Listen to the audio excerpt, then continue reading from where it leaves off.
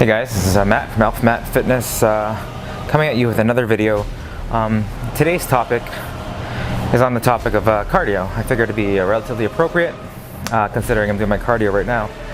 And I'm all about time management, I'm just about, if you're gonna do something, if you can maximize your time and get as many tasks done, in the time that you have, there's already not enough time in the day as it is, right? We only have about 24 hours, well, not about, we only have 24 hours in any given day to do everything that we need to do to accomplish our goals and to live our life, and to enjoy life. So yeah, I'm just doing my cardio now. I'm on my second set of cardio for the day. Usually about 20 minutes on the bike after I get home from work, and it's just a nice little way to burn off some extra calories. So basically today's video, I'm gonna keep pretty simple and hope it's not too long, but it's on the topic of cardio and how much cardio do you need to do. And I'm just going to kind of talk from my experience and all the research I've done, and I'm going to talk to other people, seeing what other people have done, other friends and people in the gym, people that I've worked with actually as well, personal training type stuff, on the topic of cardio and how much cardio do you need to do, right? And the answer to that question is basically it really depends, right? If your goal is to simply lose weight and to lose body fat, the answer, which isn't usually given, usually they'll give you some stupid bullshit fucking answer like 30 minutes 3 times a week and whatever, doing running or whatever.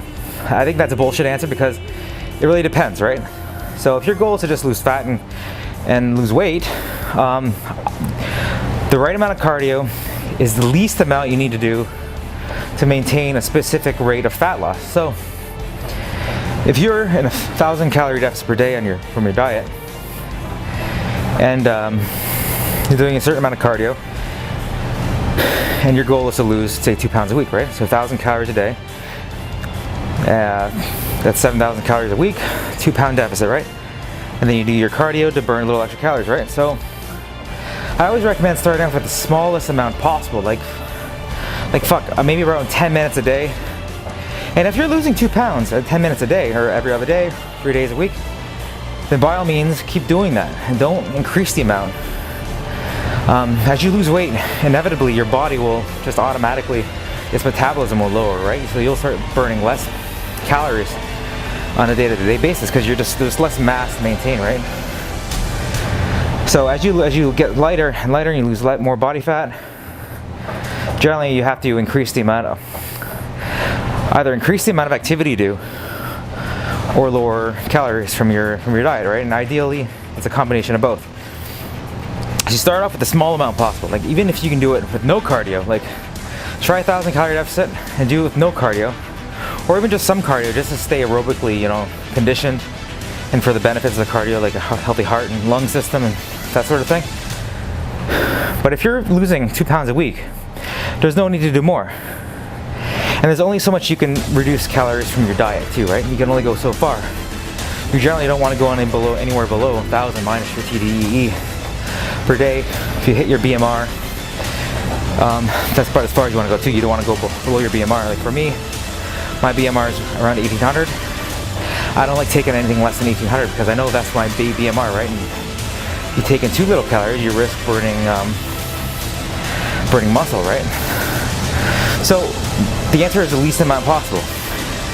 Now, if your goal is to train for an event, or you're an athlete, or you're into cycling, or you're a runner, a long distance runner, or sprinter, then you need to train for your sport. So you need to do as much cardio as necessary in the style that you need to, whether that be rowing, or bicycling, or cycling, or sprinting, or whatever it is, to increase your endurance and to improve your performance in that area. And that's a different topic. But when it comes to fat loss, the bare minimum is always what you need to do. So let's say week 1, you do 10 minutes, 3 times on a treadmill, for example, and you're taking 1,000 calorie deficit and you're losing 2 pounds. The next week you lose another 2 pounds. You continue on 2 pounds, Once you've lost 10 pounds, you notice that doing 10 minutes 3 times a week, you're only losing, say you start losing 1.5 pounds. You might be okay with that. And if you are, keep doing what you're doing. Don't stop it. If you want to push it back up to 2 pounds a week, you can either do one of two things. You can either cut your calories back, or you can increase your energy expenditure, right? Since you're already at 1,000, like as I said earlier, you don't want to reduce your calories too far below your BMR. You don't want to go much more than 1,000 deficit a day. Your only option is to really increase your activity level. Now, if you're only doing 10 minutes 3 times a week, that leaves lots of room for increasing that activity. If you say you jumped on the bandwagon doing 50 minutes a day, if you can, if you're actually in a position like physically where you can actually do that aerobically, where are you gonna go? I mean, after say your weight loss stalls, how are you gonna do? You're gonna do like you can't really. If you're already maxing out your cardio, you're doing so much, you're taxing your central nervous system. There's no room to go. You can't decrease your calories.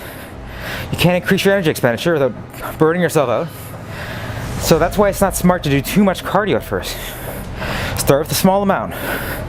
See how your progress is by meticulously recording and tracking your progress week to week.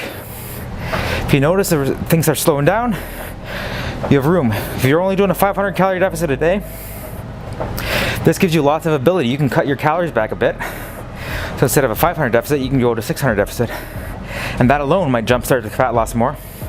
Or you can do a little bit of both. You can do 12 minutes or 4 to 13 minutes 3 times a week. And then you can cut your calories by 100 calories per day further. And then you can do it that way. Then as you increase the duration of your cardio workouts, you can increase the frequency. You can do 3 days a week, 12 minutes. Add an additional day on a Sunday, doing some running or some cycling or rowing, and then slowly decrease the amount of your food, right? So you want to take small steps and monitor and watch your progress. If you jump ass in, face first, 1,500 calorie deficit a day, crazy amounts of cardio, not only are you going to burn tons of muscle, you're just going to burn yourself out. So my advice to people, to start small, especially if you're just starting out with a fat loss program or your weight loss program, is to start small. Don't go crazy. When I started back doing, heavily back into fitness and this fat loss and whatnot, I only did what I could, like 10 minutes, 3-4 times a week. That's it. I thought that was a good amount. And my calorie deficit was about 800 to 1,000 a day. And I kept that.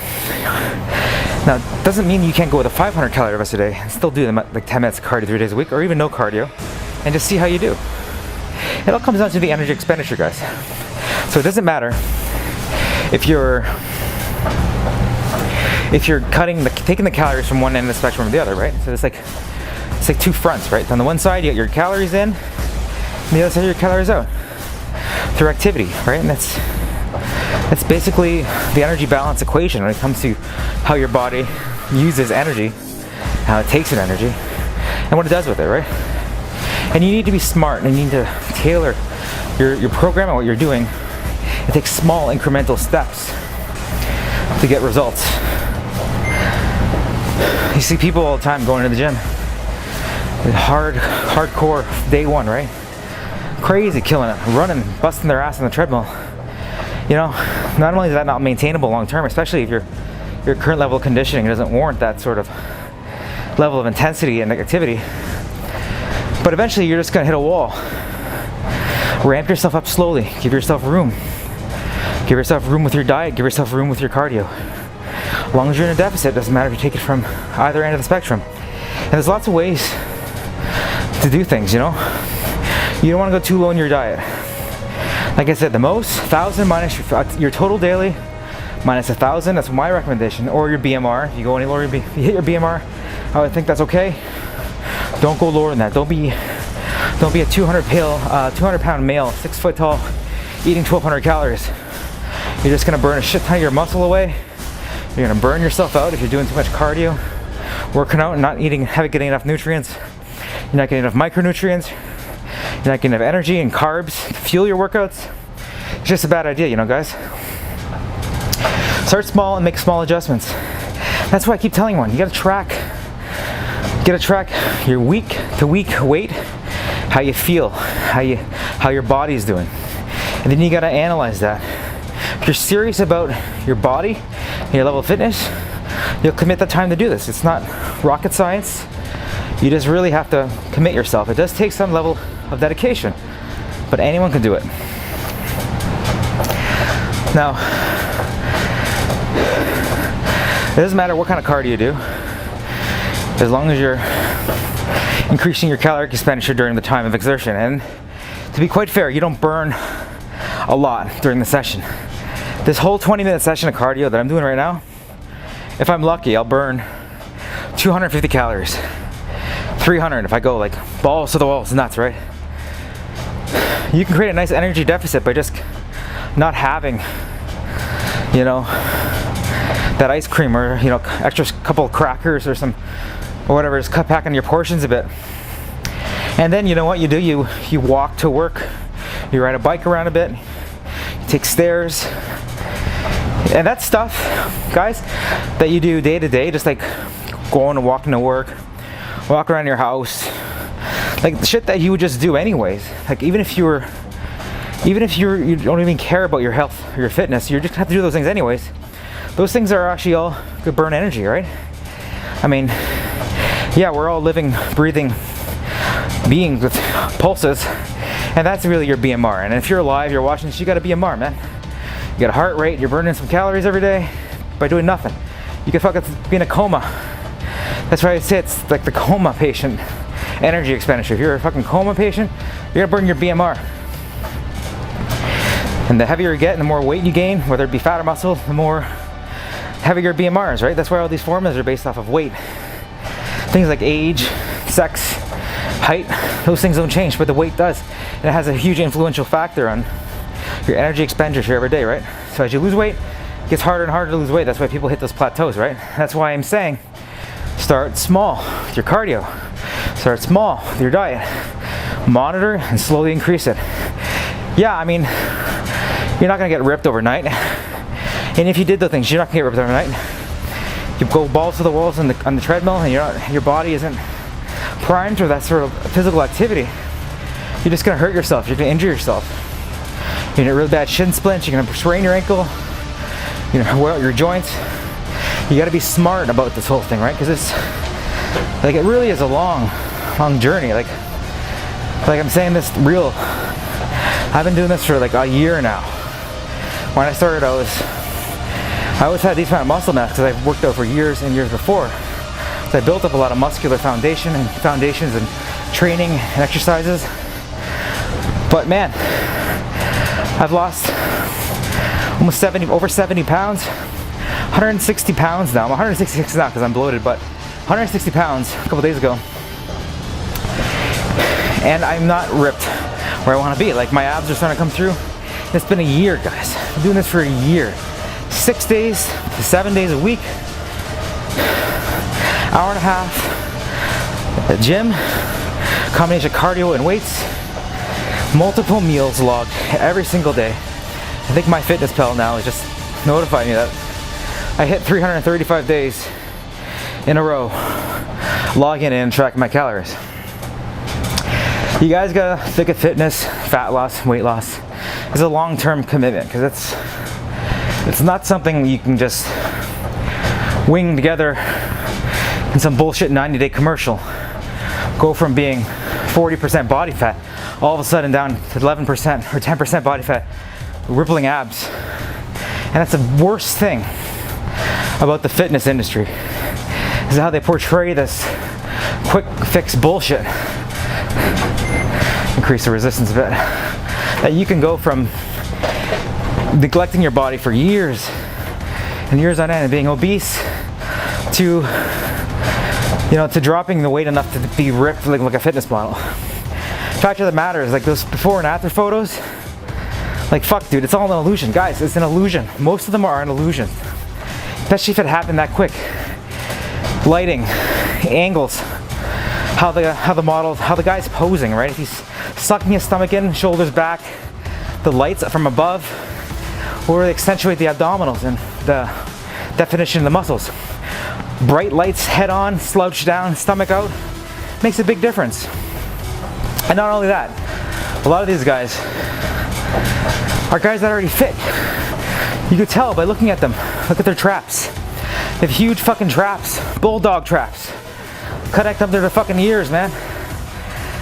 You know, and those traps are connected to big ass fucking shoulders. Yeah, a little more fat on his body. But let me tell you what, he just finished a bulk, a dirty bulk, and he only had about 20 pounds to go, if that. 20 pounds is pretty easy to drop in 90 days if you're committed. And the difference is, the layer of fat covering his muscles is much thinner than yours is. His stomach may look pudgy, but I'll tell you right now, magical tricks of photography and lighting. If you got half a centimeter fat on your abs, or 3 inches of fat over your abs, from a head-on shot, especially if the lighting's conducive to that, you will look just as pudgy. But I'll tell you what, the guy with the half inch or half centimeter of fat covering his abs, those abs will come out way sooner and way quicker than someone who has 3 inches of fat on their stomach. It's all an illusion, guys. That's how they do it. It's a simple, quick recomposition, and it's misleading. You're not seeing caliper measurements.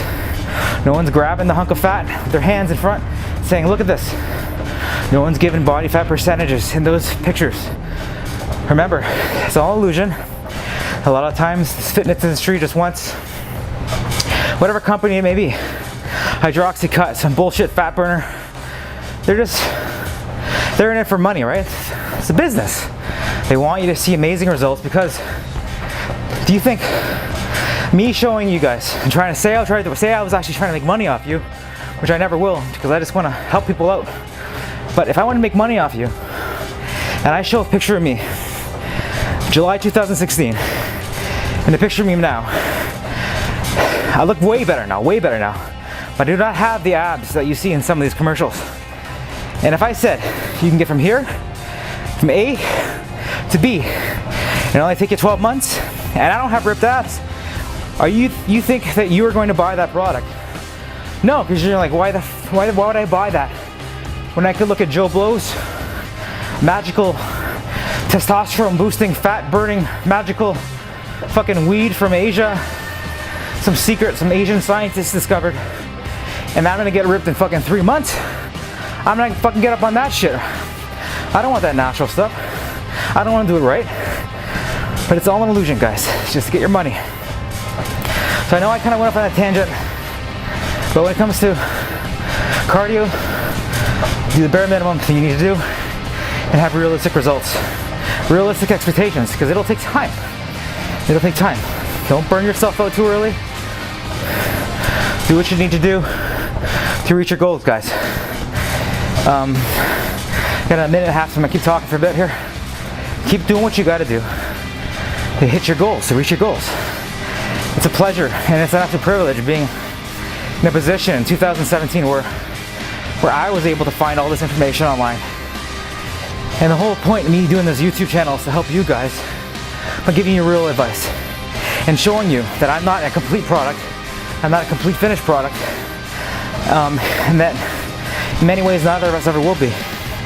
But that shouldn't deter us from pushing every single day to become the absolute best that we can.